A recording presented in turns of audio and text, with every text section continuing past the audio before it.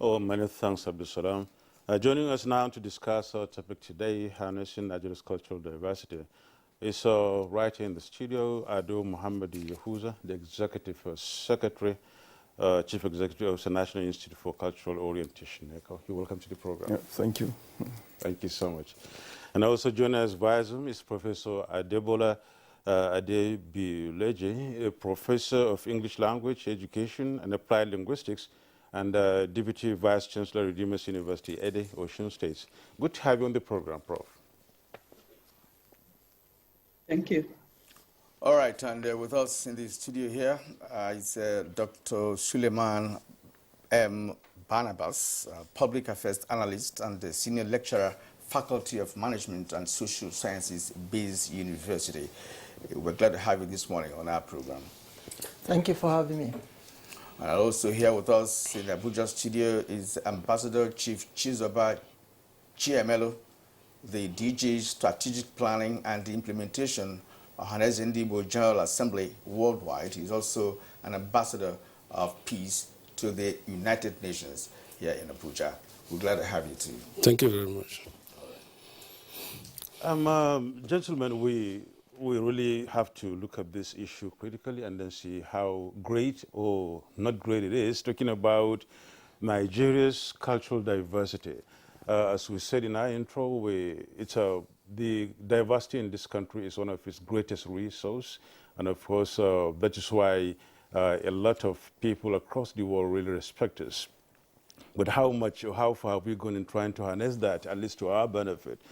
Let's get started with the thinking that 200 million people, around maybe, over 500 languages, and there you have over 1,000 dialects. And this means culture spread all over. Let me start with Chief Obizoba Chimelo. How do you look at this issue, this diversity? Is it really working for us as a people, or what's the situation at the moment? Thank you very much. In Nigerian context, there is strength and unity in diversity.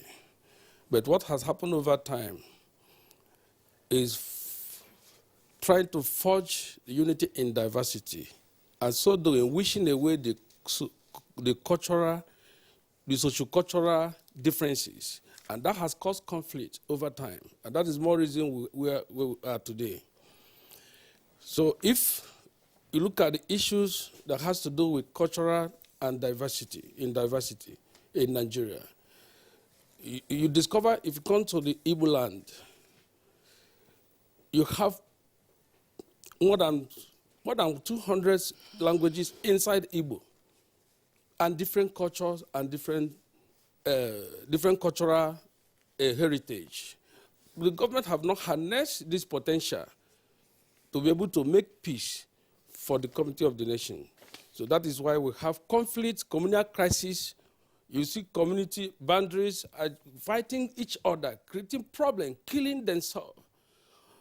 You have to understand ourselves by identifying each other's social cultural differences. That is where number one fundamental thing to enable us to be able to coexist.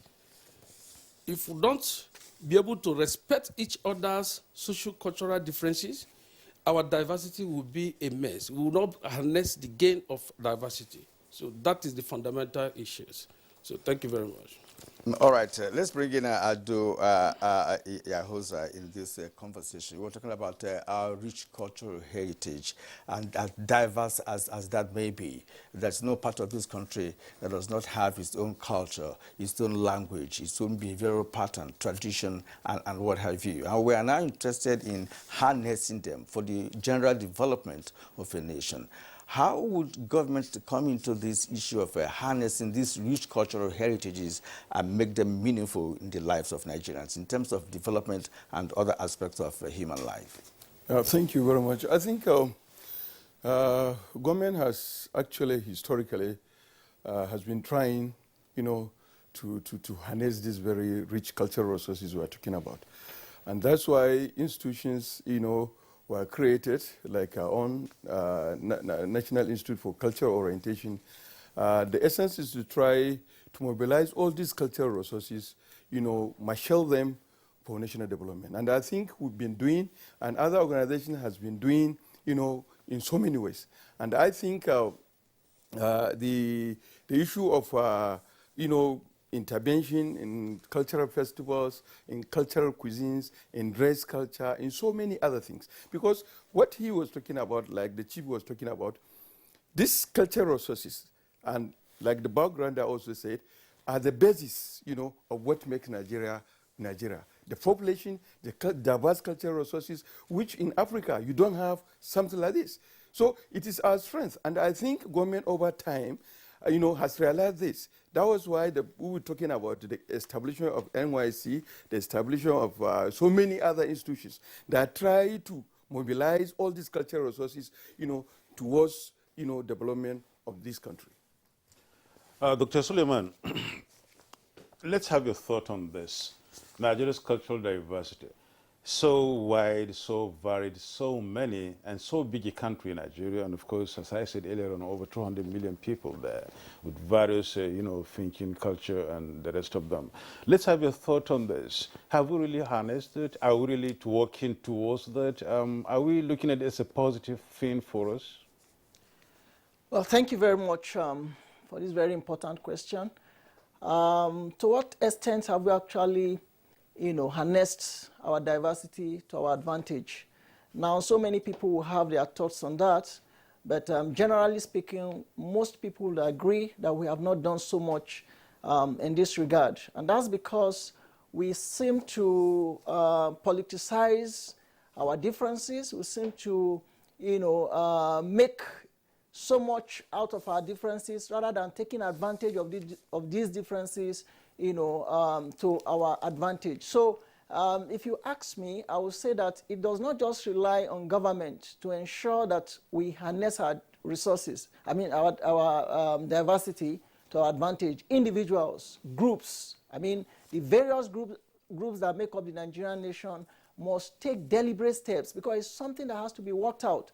It's something that has to be deliberately put on the table to ensure that people appreciate, the differences that we have. Let's see it from the good aspect, not using our differences as tools to promoting our political and other sentimental ends, which we currently see now. So until Nigerians, particularly through their elites, take deliberate steps to ensure that we see the advantages, we see the positives in our diversities, rather than using these differences to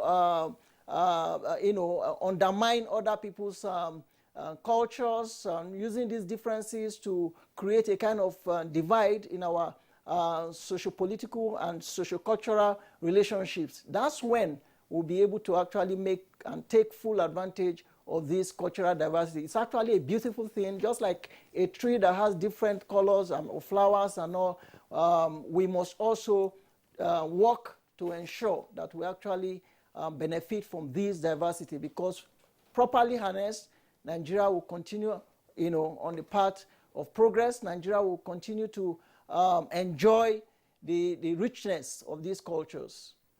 Yes, thank you indeed. And one aspect of this issue is for different cultures to understand themselves. For instance, if you're from the southeast of Nigeria, you'll be able to appreciate the culture of the man from Borno State. That understanding will also enable you to see how the harnessing we're talking about can be effective. Now let's go to Professor Adebola Ledger, a professor of English Language Education and Applied Linguistics. Sir, I'm happy you have a linguistics background, and many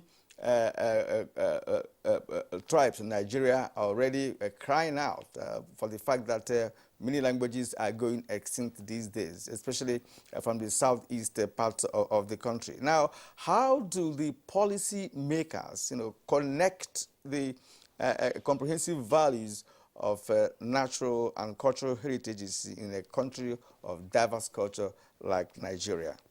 Madam. Thank you very much. Good morning to everybody. This is a very important topic that needs to be well articulated in order for us to have practical development in Nigeria.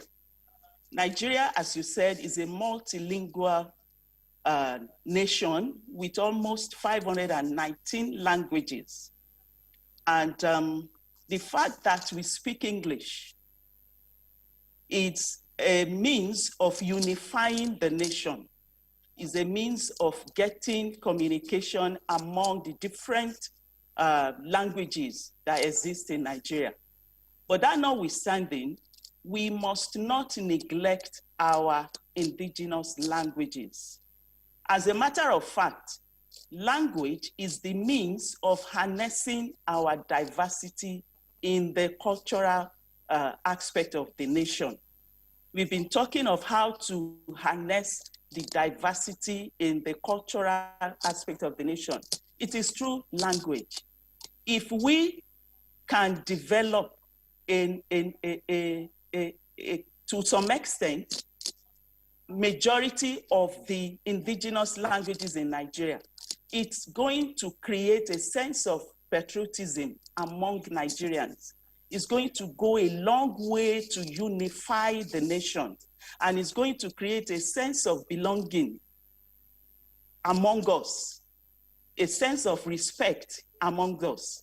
So the fact that policymakers have for too long presented only three languages out of the 519 languages that exist in Nigeria has to some extent damaged the image of Nigeria, in the sense that only those three languages show that, I mean, it's like it has diminished the value of other languages. So I think policymakers should start by doing something to also develop, look for other languages, look for them, develop them, reduce them to writing, make efforts to show that those languages, because any language represents a tribe, any language represents a group of people.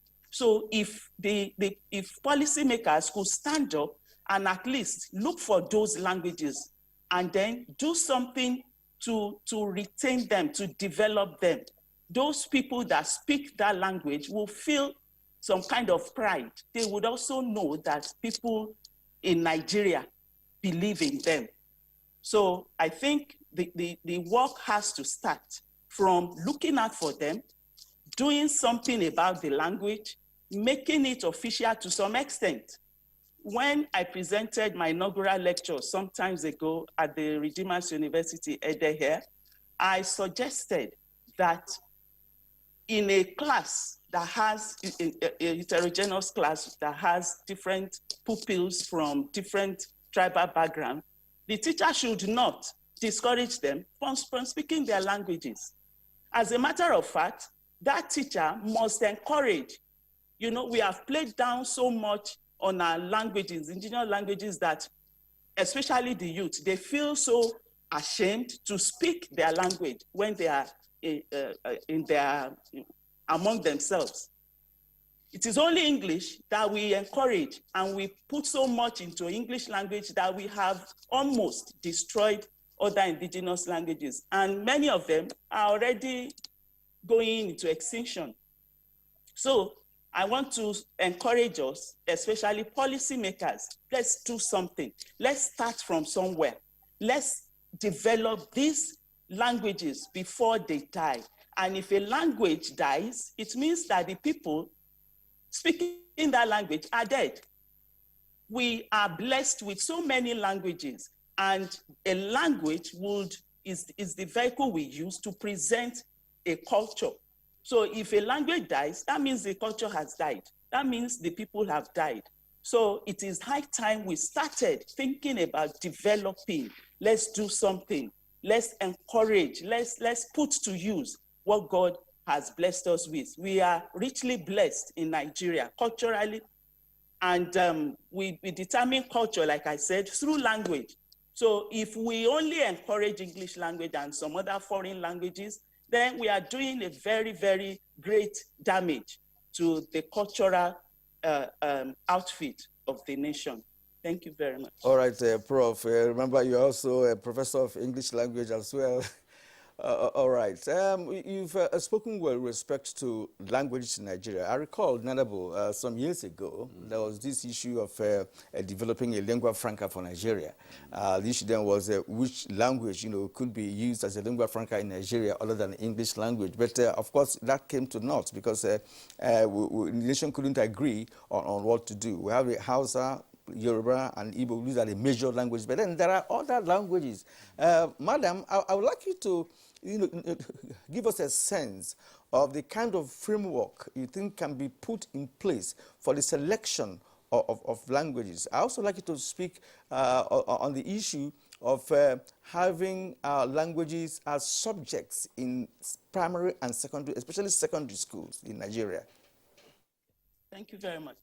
The kind of framework we could put into place is by maybe engaging our higher institutions, universities. They could start by establishing centers for indigenous languages in their major, geographical. We could start with the geographical landscape of the nation, where a university may want to represent that geographical situation in the country. And such center would now be assigned to look out for the indigenous, especially those ones that are at the edge of going into extinction. They should look out for them, bring them back, and then do some research. That's what research is meant for. Do some research, know where to come in, and then let that center do the details that are needed to sustain such a language in that geographical location. And when we are talking about schools, it is after such languages have been identified, maybe the university may want to reduce such languages to writing if such has not been done.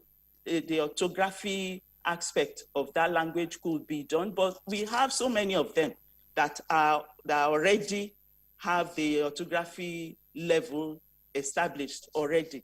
So I think such universities could start off by having encouraging many to come and study the language and train them as teachers, and then deploy them into secondary schools to start teaching such languages, especially to youths at the secondary school level. We may even start from the primary school to encourage them. I think it's high time government does something about that. And at the home level, parents should not discourage their children from speaking their indigenous languages. It is a shame that parents will beat up their children because they try to speak in that is their identity. That is their identity. We speak English, but when we get to Britain, when we get to US, we are still looked down upon. We can never be included in their cultural or linguistic landscape because we don't belong there. This is where we belong. And we should do everything in our power to sustain and develop what we have. It is ours. It is not the English people that will come and develop these languages for us. And as much as we may want to be a developing country, we should do it right. When we go to other countries around the world, we see our children being subjected to learn their language first before they start schooling there. That's what is done in Ukraine. That's what is done in Germany. That's what is done, or even in Japan, in China. You are subjected to learning their own language first before you can start schooling there. So Nigeria needs to stand up and appreciate what God has given them. Many thanks, Professor Adebola, who thank you so much for that insight. Ado Muhammad Yahuza, language is a conveyor of culture. Language is what, transmits, people from people to people, from generation to generation, and there we go. And that is where we are today. We're trying to see how we can harness this very natural endowment as Nigerians and then make it positive for us and enhance our development. If cultural inhibitions are there and language seem not to be able to some kind of break them, as the Chief Executive Officer of an orientation or Institute for Cultural Orientation, what do you think should be done about trying to see to it that Nigerians break these cultural inhibitions and then mold into one through cultural transmissions and language usage? Yeah, thank you very much. I think Professor has talked about what the government should do to encourage indigenous languages and all this. I think in our organization right now, we have a program that we call Nigeria Indigenous Language Program. And in these indigenous language programs, we are teaching this language in 10 centers, zonal offices we have. We teach English, as we teach Hausa, Igbo, Yoruba, Tiv, Bagi, and, the smaller languages, we do that. And we, in fact, at 2 different or 3 different levels. We teach this one as a class where we offer, diploma in cultural administration. And then we also have, a program during vacation where we teach, younger generation voluntarily to come. We teach them, they choose any language they want, they learn. We always try to encourage them. Take language, not your own, take another Nigerian language. Because in multicultural, multi-ethnic, multilingual society, it is an advantage for you. If you have your own mother tongue, you learn another mother tongue because it helps you in whatever you do, either as a businessman, either as a civil servant, either as whatever, it helps you. And secondly, it gives this sense of belonging, which leads to the issue of integration and understanding. Because you find somebody dressed like Chief here in Igbo dress, and then he goes to Kano, he speaks Hausa very well. It opens, even as a businessman, it opens a lot of ways. So what we was talking about, learn some of these languages, But the unfortunate thing, like what Prof said, the government is not the problem. The elite, we are the problems. You grow up in a city with our children, you speak Yoruba, you are Yoruba, but you don't speak Yoruba. You don't even understand. Your own children don't go to the village. You don't teach them Yoruba. You speak in English. You are losing. That language is a key. It's a conveyor. So the values, the norms are not there. And that's why generation of about 20, 25 years, 30 years these days, our young ones, our children, they don't even understand the nuances of these languages. And that's why if you see what happened during NSAS and all this, these young men, the way they enter palaces and this, somebody of our age, 40, 50, 60 years, you cannot do that because you know the importance of that very palace. You wouldn't do that. But you see, one, we have left them at the mercy of social media. The social media bombardment from everywhere, they don't know the language, they don't know the culture. All they know is about outside the country. So their thinking, is different. And that's why Nigeria was even more united than what it is now. Because in those days, I know it's there on record, it's there in history, somebody from the north has won an election in Onitsha, somebody from Onitsha has won election in Kano, in Savangri. People don't even have this kind of thinking now. But because they have been pulled out from their cultural nexus, they don't even understand what the country stands about. And that's why if you are following the social media posting, you will laugh. You will cry, But I think as an institution, what we are trying to do is to try to give people's understanding of the need for you to understand your language, for you to understand your culture, and we do that in different programs. One of them is this indigenous language program I'm talking about. And we also target people, during, weekends, people who are interested to learn some of this language. There is something in this language. And once you understand it, you understand other people's culture in multi-ethnic, multi-religious, multilingual society. It gives a lot of cohesion. So as an institution, what we're trying to do, we're trying to teach this language. And we have another program we will call Youth Fiesta. This Youth Fiesta, we're trying to, to bring out, some of our cultural, behavior. Like, for instance, traditional hairdo, traditional music. These are things that a lot of our children don't even know. You watch TV, you watch, what do you call it, Nickelodeon. I don't even know the channel, but I know the channel because my kid, I always tell them not to do that. But look at what is there, what they do. Mostly what they do in that is trying to give you the culture of other people. And that's, lastly, you will see other countries, like China, she mentioned, like Japan, like any other country, they always put emphasis on their own language. Because even there is a linkage between the concept in science and technology and their language. Because it gives you better insight than speaking English or any other language. I'm not cutting you short, really, but I really want to say, simply put, it's English language a curse to us instead of a blessing? No, it's not. Right. We are the curse. Right. Because we refuse to learn. The government may not be doing enough, fine, but it's trying its best. But we, from us as individuals, we need to do a lot. Because the government cannot get into your house to teach your child a language. The way you speak, the way you greet, this upbringing we're talking as a young man or a young lady, you start with the family. But it's the official language, English language, and that's what we're using all over the No, place. English, you can pick English in the street, but you cannot pick your own culture in the street. Look, all of us, in part, it's wrong for somebody in those days. They say if you speak English, they will fine you in primary school. They will tax you for speaking vernacular. What do you call it, vernacular? Which is colonial. It's not right. English, you can learn English. We are speaking English now. You know what I'm saying, sir? It's just like what Nanabo has said. Yes. If it is a mistake that has been made ab initio, English is our official language. Yes.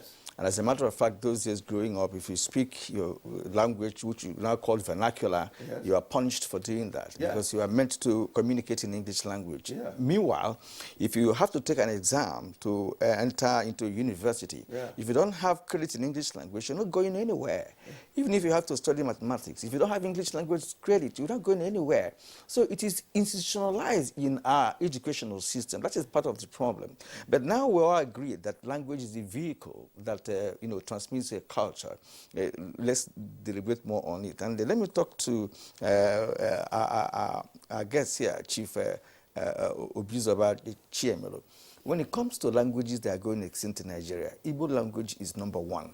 Just yesterday, someone called me to ask whether there is any comprehensive package in an audio form that contains that is their own ABCD, yeah, to teach his children Igbo language, that his children don't know anything about Igbo language.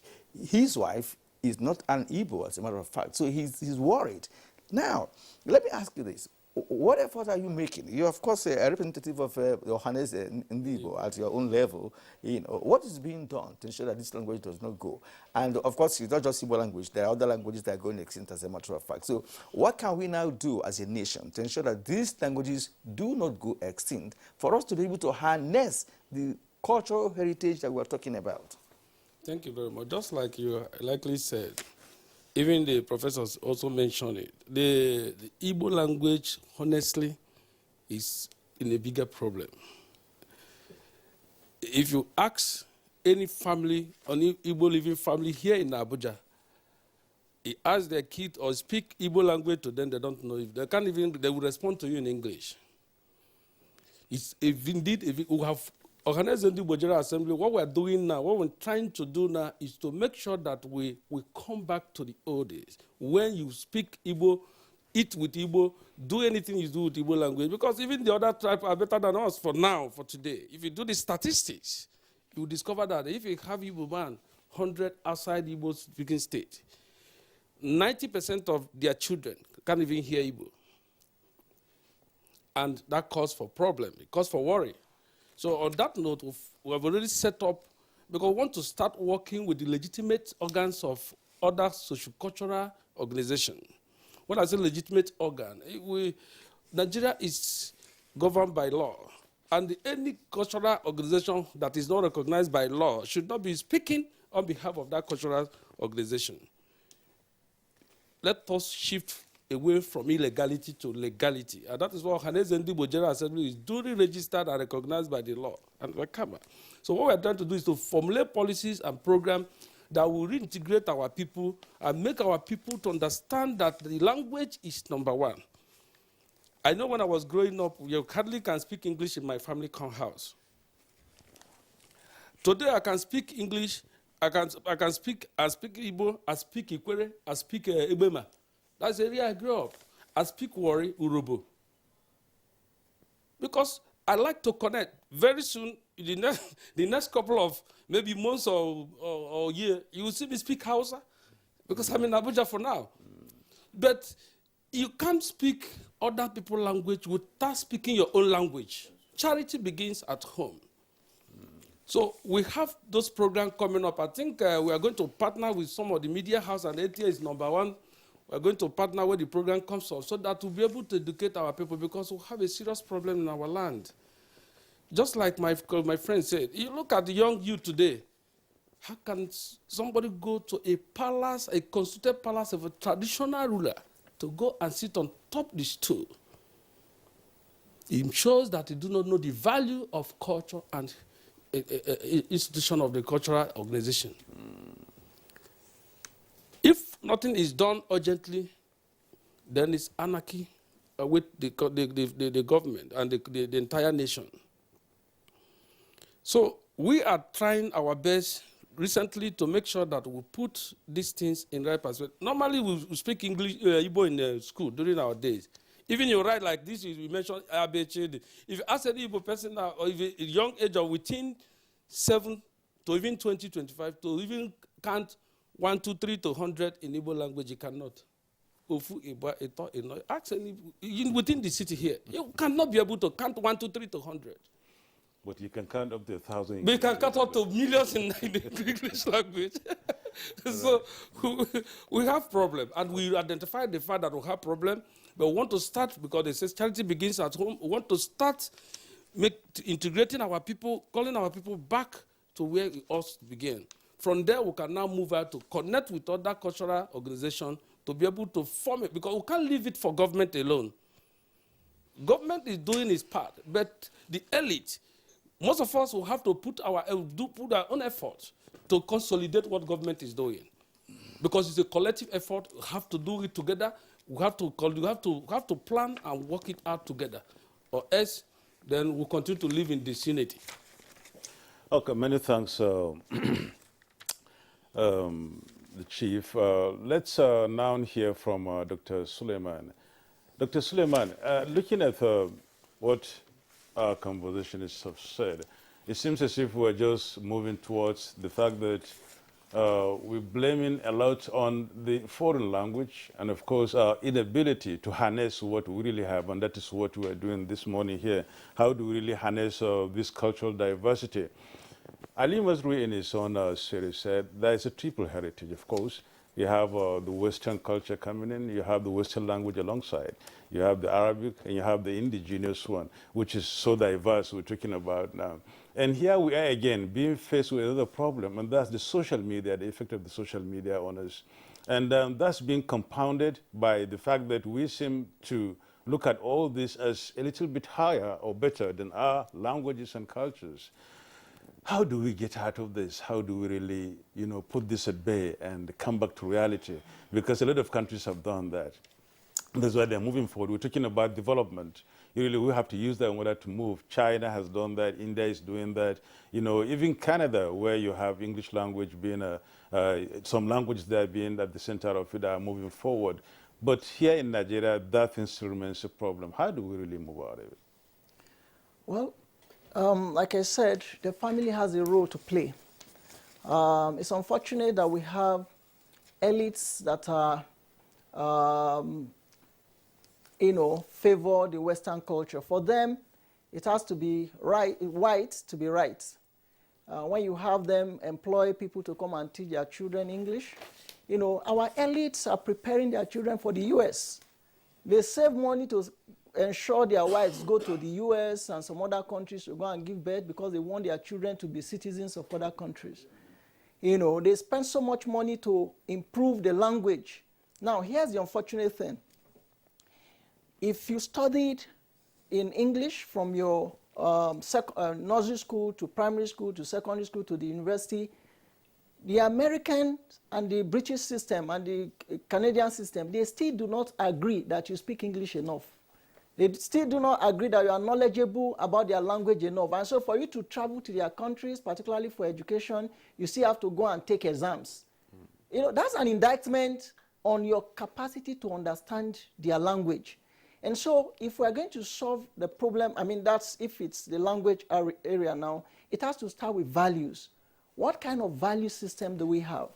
When you have people that everything they teach their children is about Western cultures, you know, you have this kind of problems. So until we take deliberate, you know, steps, make efforts to invest in the cultural values of our societies, we'll continue to have these problems. Because it's not just about language. As important as language is, we are talking about the value that we have for our own identity, you know, as a country, and then as the various groups that we have.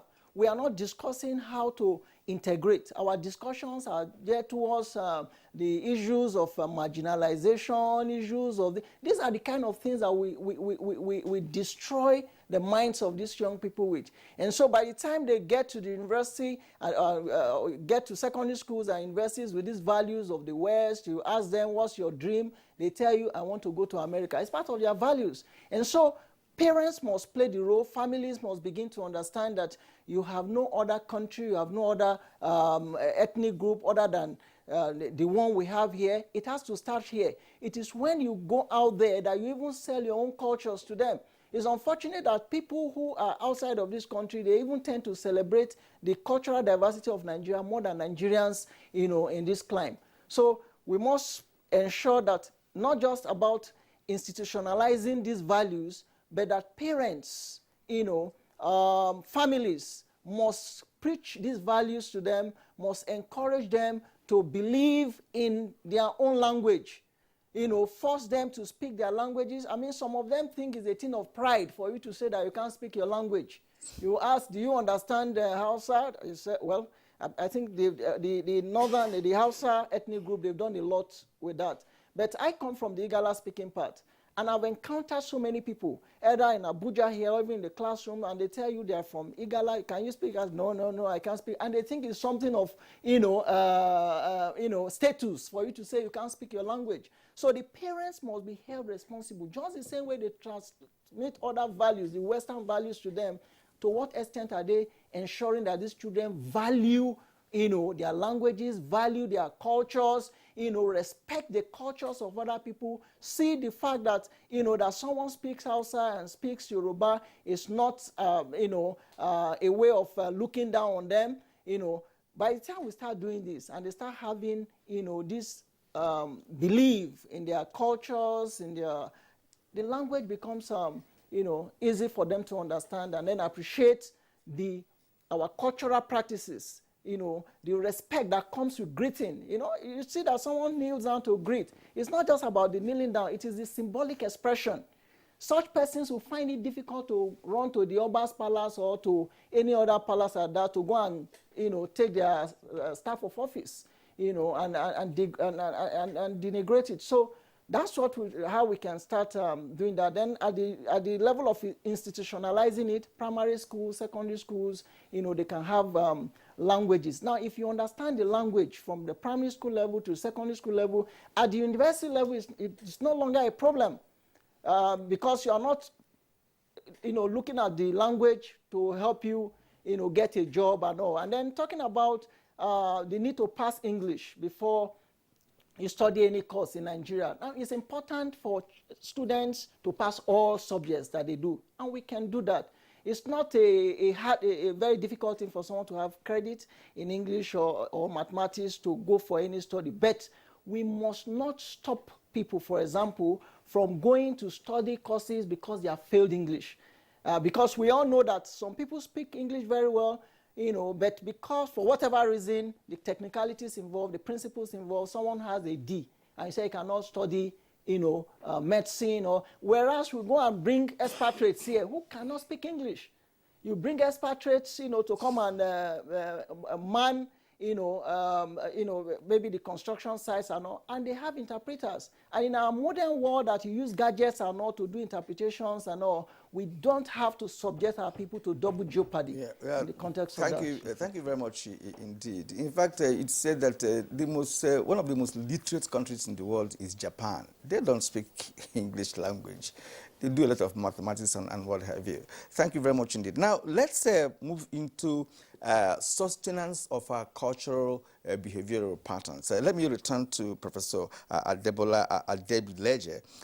There's this notion that Nigerian society will do better if developmental programs and projects are targeted towards revamping our culture and festivals for the sustenance of these cultures. I was reading one text where I got a message that the Durbar festival, which is today highly celebrated in the northern part of the country, was actually an imported culture from the colonial masters in 1911. But today, Durbar has been sustained. Now, the question is, how do we sustain our cultural values, festivals, and even archaeological heritage in the country to be able to ensure that the younger generation of Nigerians would understand these things and, of course, they try to imbibe into these cultures to ensure that we harness these heritages that we're talking about for the betterment of the nation? Okay, thank you very much. Like we've been saying all along since we started the program, I think we still need to go back to our languages. I said earlier that our language is our identity, and it is the vehicle that drives our culture, that showcases our culture. So when we are talking about cultural harnessing, we must encourage the use of our languages. Do you know that we express better in the language we are most comfortable with?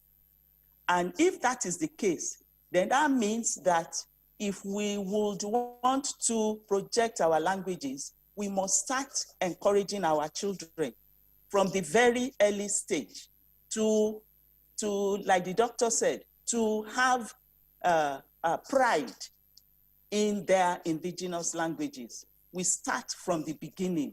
We start to build that value in them, to acknowledge the fact that this is mine and I must be proud of it.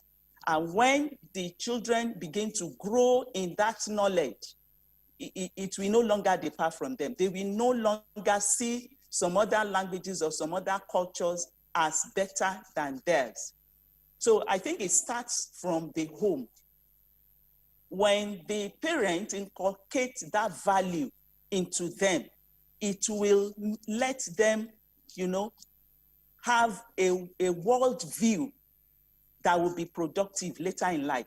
They will be able to express, and come to think of it, when we are talking about English, we are neither here nor there because we are still implanted in our own culture here, but we are expressing that culture in another language. And so there lies that problem. We still have our culture, even though it's being devalued day after day because of the mixture of the language and a different culture. So when we start from the beginning and we inculcate that value into our children, they will grow to value what is theirs, and they will take pride in that identity. But in a situation where we embrace some other foreign cultures, some other foreign languages better. Now, I don't want us to get something wrong. We are not by any means discouraging the use of English. English has solved so many linguistic problems in Nigeria, because the fact still remains that Nigeria is a multilingual, multicultural entity.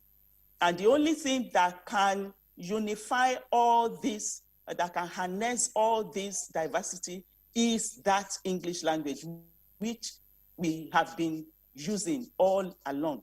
However, we must not, because we can speak English, now play down on the other languages. We are killing ourselves. We are killing our cultures. So if we have a working knowledge of that. Oh, well, it seems we have a little problem there. It's becoming really a trouble. We get that, or I wonder why the connection becomes so it gets better. Adam Mohammed Yahuza, given what she said, we shouldn't look at English language, we'll try to look at, English language as being many problems in the country. About the fact that it's not all about language this time around. It's about, we have to really see how much we'll be able to, make the young culture, have the values they are supposed to have for them to really appreciate it than other cultures somewhere else. We find that the Dawa in the northern part of the country has been attended by a lot of other people outside the country. So also is the Yam Festival down in the east, and so also in the west. And so many cultures have their own festivals and, small festivities here and there. When the rains come, festivals are there. When the harvest come, festivals are there. One good thing about Durban you talked about is that it's even not particularly culture of the North, but it's, taken from British colonial masters from 1911, from what I read actually. But it has been the important thing that it has been sustained for a long time and has become the culture of a people, wherever it came from, right? But it has been sustained for a very long time. Yes. Anyway, the bottom line here, what I want to really drive at is, it's the issue of culture. Yes. How do we, make our children or the young ones imbibe these cultures we cherish from the beginning and try to give little, attention to the Western ways of life and give more attention to our culture, so much so that the values we attach to them can be carried along and transmitted. Yeah, thank you. I think before I respond to your question, let me make some point of correction on this issue of Dauba. This Dauba is not a colonial creation. What happened, Dauba as it is just symbolic recreation of pre-colonial warfare in northern Nigeria. You talking in Borno, you talking even before Sokoto Caliphate. You know what I'm saying? What happened is that British colonial administrators went to India before they came to Nigeria. They also find some semblance of that kind of thing, in New Delhi, and other places and all that. So now they organize this ceremony, attending to August visitor and all this. So when they came to Nigeria, northern Nigeria in particular, they also found something like this happening. So they organized it, along that line from 1911 to date. You know what I'm saying? Using it as a welcoming activity for August visitor and all this. So essentially, it's not a colonial creation. It has been existing for years, even before the jihad of Usman Abodo. Yes. Coming to what you're talking about, I think the issue of this culture thing is what we value. Like what my friend there, the young doctor said about creating what we consider our value. If we as a people, we consider this is valuable to us, this is something important to us. We have so many cultural resources in this country, across the country, everywhere, that are very positive, they are very nice, that they could be my shell for national development. This is all we're saying. In terms of dress, in terms of cuisines, in terms of hair, even the way we present ourselves, in this country is so beautiful. You will find it. But you see what is happening. Because we don't do because I believe the family is the first cultural incubator, for the children. Yeah. Let them know, let them value. Look at our young men now. Somebody will dress in jeans, tattered jeans, torn jeans. He will buy it very expensive. He will do sagging, and then you see his hair like a madman. Yeah. And unfortunately, even the ladies, in those days, whether Muslim or Christian, they dressed very decently. And I believe if today you do a cultural parade outside this country, Nigeria will appear very beautiful. So what I am saying, and what some of the institutions are doing is that we're trying to encourage to tell our children there is a value in this kind of cultures. And everywhere they are. The dress Chief here wears, the one I wear, these are Nigerian dress, these are Nigerian culture, these are Nigerian dresses. Compared to, assuming I came with a tattered jeans at my age, with my, how will you look at me? So there's beauty. And I can tell you, you can go to London, you can go to America, you can set up a restaurant. You call it Nigerian restaurant. Me and Chief, we can do good business. We can go and set up. We'll do tuomia cook, or do a white soup. We'll do bakery. We'll do all sorts of things. These are Nigerian cultural resources, which if we say, and we can make money. Yeah. But because we don't care, do you know why Chinese always said they are Chinese restaurant? It's part of extension of culture. They want you to buy their culture. They want you to go into their culture. So if we do that, I think we can do a lot. So I think, like I said, the family supposed to, we have to teach our children and encourage them, inculcate those values in them. And then, of course, the government is doing its own as an institution, like our institution is trying to do. So we have resources more than any other country in this world. More than any other country, I can boast it, at least in Africa, that we can sell this country, we can make money of it, we can project. And that's why, like what she was saying, let me extend it to this, because it's part of the culture. When you are talking about, breaking off, go, you see, you don't even understand the complementarity of these cultures, the way we relate, the way we intermesh, and together is stronger. And that's what it is. But when he was talking about, even within Igbo land, you have skirmishes, you have different boundary and all this. This is, when you create a Biafran Republic, you will still have problem. When you decide to create Ududu Republic, you will have problem. When you create so-called House of Fulani, but as a nation, over the years, we've been together. We have interacted, we have intermarried. Our values, there are a lot of values that are similar, that we can put them together for national development. This is what we're saying. All right, we actually have a time issue here now, but let's get your final thoughts. Chief, let's talk about acculturation. That's part of what you just raised now. Is it a possibility to have acculturation so that all the tribes in the country will be able to understand the culture of the other tribe, to be able to understand it, to ensure, encourage cohabitation and, of course, love for one another? Yeah. Just like as he likely said, our problem is civilization. Civilization has come to deal with our culture decisively. He's talking about wearing tall jeans and all that. These are not from us. It's from foreign. It's from the Western. You go to campuses today in the university, you see somebody, a student, and you look at their dress code, you begin to wonder if these people come from home. We have a problem, but we can surmount our problems. Our problem is not division. It's not dividing the country, or this tribe want to go, or this tribe want to go. Our problem, we have to surmount our problem because we are better off as one in diversity. But our culture, we have to go back to our culture. In my community, if you mention this village, there's a masquerade attached to them, that this is a masquerade that this village normally come out with during our cultural festival. But today it's no longer there. I was growing up, I discovered that my own village have masquerade that during our cultural festival that my village known by this particular masquerading. But civilization have told them that, look, you don't need to do this thing. And people are throwing that part. And that's why we're saying that we're trying to return back to where we all began. Because the children of today don't even know anything about culture. Those from 10, 15 to 20 years now can validly discuss about culture. But when we're growing up, we understand what culture is all about. The New Yam Festival you're talking about is to showcase the cultural heritage. We can harness our cultural diversity and turn Nigeria into tourism hub. The countries that build in tourism are the biggest economy in the world. Like China you mentioned, and professor mentioned also China. They have their culture and they maintain, they nurture it.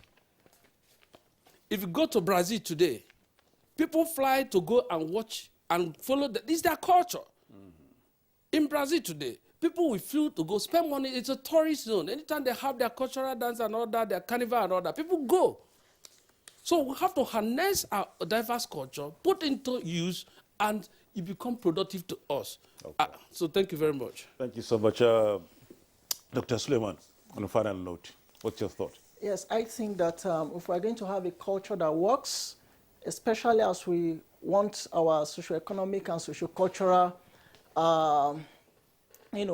markers, to be out there, we must regulate our music. For instance, when people say, if you don't get money, hide your face, it's not a value, And so when you have people who come and, dress naked, they call it Big Brother Nigeria or Big Brother whatever, and you see naked girls, and when they finish, our governors, host them, take them to clubs and give them special advice. I'm talking about facts. That's how you destroy a society. When the political leadership, you have someone with a first class, you give 200,000, and then you have a person who has gone to, show her nakedness, and then the boy, they romance themselves and all, they come out. A governor is welcoming him to the state and then giving him special advisor on entertainment. It destroys our values. So until we have a system that ties what we value to our music, to our, and I hope that this country will stop that thing called Big Brother Nigeria. If we are continue to allow it and say that let the people is COVID-19, let them enjoy themselves, then you are destroying them without knowing. It's a very valid point that you have made. Actually, if I am in charge, I will toe your line, with respect to what you just said in connection with that show on TV. Now, let's return to Prof. Prof, please, your final thoughts on this very topic. Away from language, let's talk about culture and sustenance, and of course, harnessing the culture. Thank you very much. It's all been said. So I think what we need to do to harness is to start from somewhere. If we keep talking from now till no matter how long, and we don't do something, we will still be on the same spot. So we need to start. I think we start from parents. All we right. Need to start from parents. Parents should imbibe, encourage the value system of their different cultures in their children. All right, Prof, at that point, we'd like to thank you for your contribution. Professor Adebola Adebileje, Professor of English Language and Education and Applied Linguistics and Deputy Vice Chancellor, Redeemers University there in Osun State. Thank you. Back here in the studio, Aldo Mohammed Yahuza, Executive Secretary, Chief Executive Officer, National Institute for Cultural Orientation, NICO. It's been a pleasure talking to you this morning. Thank you. All right. Dr. Suleiman Barnabas, Public Affairs Analyst and Senior Lecturer at the Base University here in Abuja. Thank you very much indeed. And not forgetting Ambassador Chief Chizoba Chiemelo, DG, Strategic Planning and Implementation, Johannes Ndibo General Assembly Worldwide, and also Ambassador of Peace to the United Nations here in Abuja. Thank you. All right. Oh, thank you so very much. Yeah. Coming up next is the availability of cooking gas in Nigeria. We'll take a break. We'll be back with that and then talk about it briefly.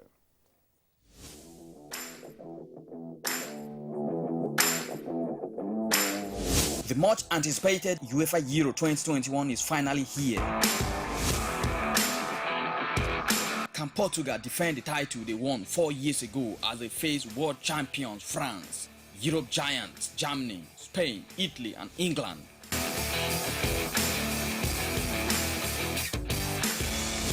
Catch all the action via live transmission, in-depth studio analysis, fixtures, results, updates, and lots more on NTA, Africa's largest TV network. For sponsorship and advert placement, contact Bola on 08037044286 or Idris on 08034633644. This broadcast is proudly brought to you by NTA in partnership with Media Business Solutions, MBS Sports.